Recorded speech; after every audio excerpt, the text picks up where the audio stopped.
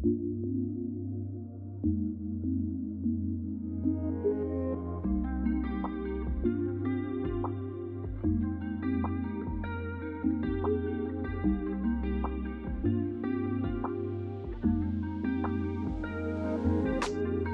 wanted to start off by saying that shooting 16mm is a lot harder than I expected. I've shot it one other time, and I've learned that I need a lot more patience than I thought. Not that I'm not a patient person. I have eaten toaster strudels cold though.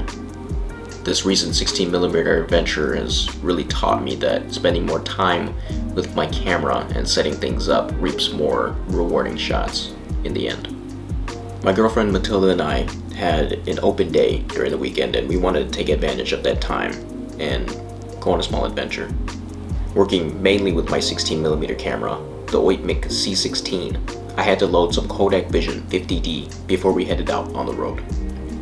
I was also bringing my Nikon F2 with a new 35 to 135mm zoom lens I wanted to test out.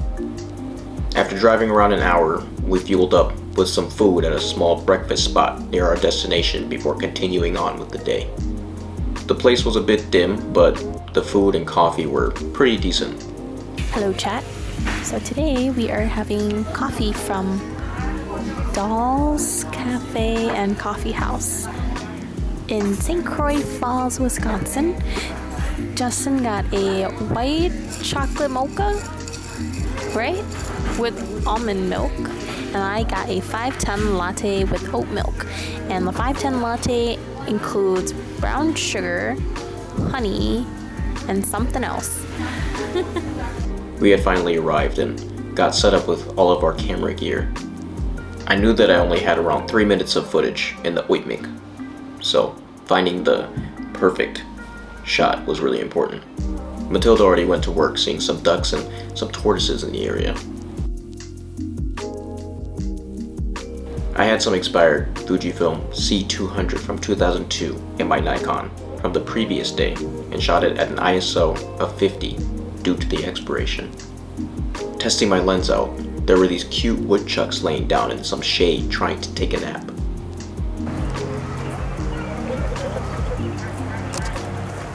Hey, what happened to my grid?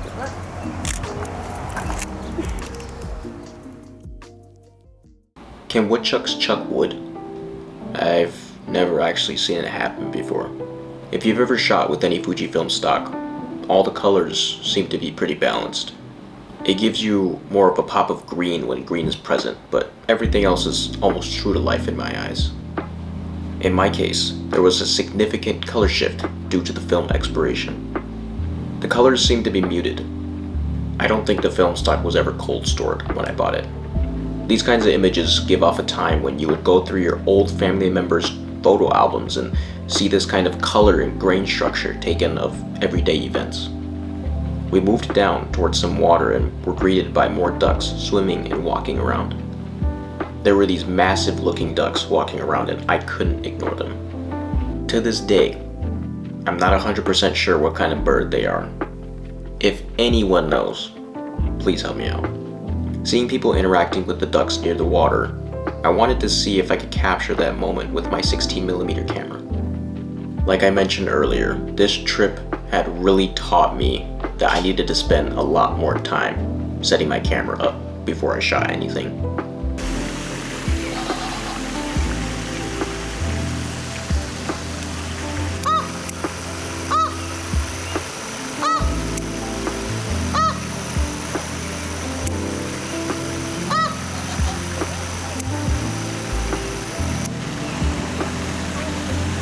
As you can see, this shot was a lot higher than I intended. I wanted to get more of the ground, but I was viewing things incorrectly in my viewfinder. When using the Oitmak C16, you have to choose your focal length, measure your distance, and make sure the focal length chosen matches in the viewfinder. When using different focal lengths, the image shifts in the viewfinder, matching the lens being used. Of course, I forgot to adjust the viewfinder setting before shooting this particular scene. I was rushing to capture a scene and didn't end up capturing that moment. You'll see that this becomes a trend, and it's just something that I have to learn from. in the future when taking this camera out again. Just seeing a bunch of baby ducks makes me want to send them to the moon. A nearby bridge was calling my name and I wanted to capture an image with my f2.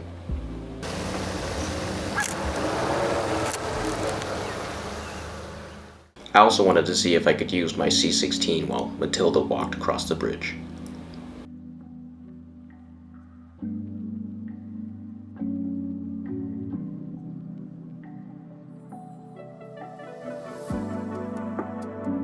We started heading across the bridge, spotting a few fish swimming around and deer freely roaming.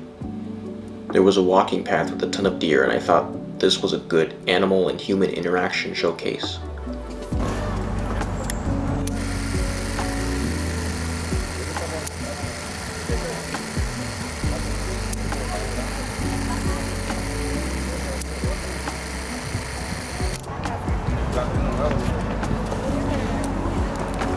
Again, I was trying to get more of the ground, but this wasn't as bad as it could have been. You're still able to see a majority of what was happening between everyone.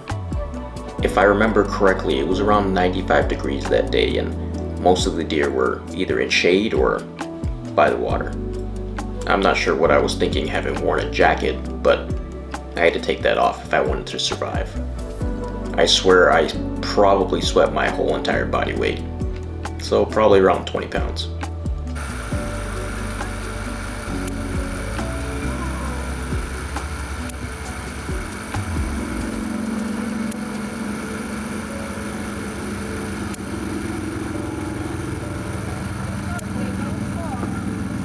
This was my favorite 16mm shot of the day. Getting to document animal activity just puts a smile on my face. It's more of the fact that it was pretty simple and I got to capture it on film. After that bit, we walked around looking for a place to take a short break. The bench and shade really helped us push through the heat. There was a massive moose munching on some food, and Matilda couldn't help herself from trying to be a moose too.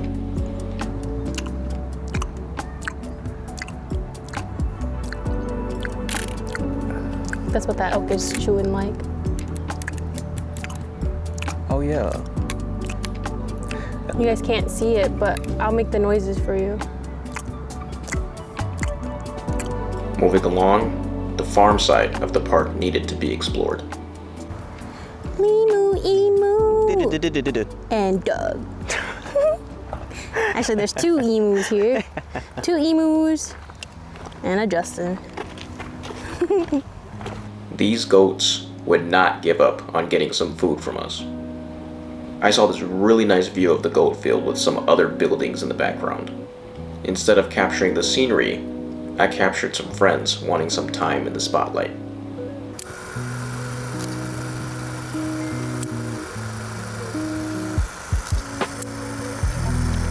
Oh my god, he's smiling for you. Wait. Wait. I intended to shoot a little lower, getting more of the grass, but of course, I didn't take my time before pressing the shutter button. It was definitely a memorable moment though. Funny because the goats would only come around right as I would press the shutter button. I also had to grab a few pictures of one of our goat friends before we walked the rest of the farm. As you can see, because the film was around 25 years expired, a lot of the color is gone. Finishing my roll of 35mm film, I still had around 10 feet of 16mm film left to shoot. We had a little animal food left, so Matilda tried feeding the rest to some other goats before we headed out.